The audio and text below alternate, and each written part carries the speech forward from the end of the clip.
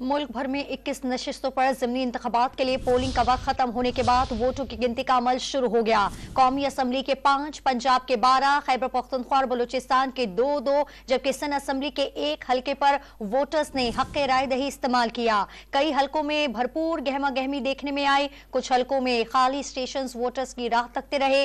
मुख्तलिफ हल्कों में मर्दों के साथ खवातीन भी हक़ राय दही इस्तेमाल करने के लिए घरों से निकली। पंजाब और बलूचिस्तान के कुछ अजला में मोबाइल फोन और इंटरनेट सर्विस मुअत्तल रही। इलेक्शन कमीशन की हिदायत और पैमरा कवानीन के मुताबिक इलेक्शन के गैर हतमी नताइज पोलिंग खत्म होने के 1 घंटे बाद नशर किए जाएंगे। आपको अपडेट करते चले कि मुल्क भर में 21 नशिस्तों पर ज़िमनी इंतखाबात के लिए पोलिंग का वक्त खत्म होने के बाद वोटों की गिनती का अमल शुरू हो गया है। कौमी असम्बली के 5, पंजाब के 12, खैबर पख्तूनख्वा और बलूचिस्तान के 2-2 जबकि सिंध असम्बली के एक हल्के पर वोटर्स ने हक़ राय दही इस्तेमाल किया।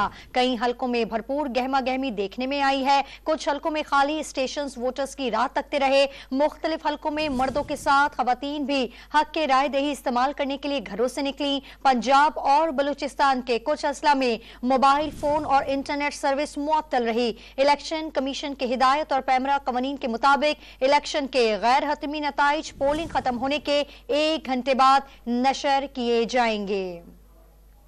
मुल्क भर में 21 नशिस्तों पर ज़िमनी इंतखाबात के लिए पोलिंग का वक्त खत्म होने के बाद वोटों की गिनती का अमल शुरू हो गया है। कौमी असम्बली के 5, पंजाब के 12, खैबर पख्तूनख्वा और बलूचिस्तान के 2-2 और सिंध असम्बली के एक हल्के पर वोटर्स ने हक़ राय दही इस्तेमाल किया।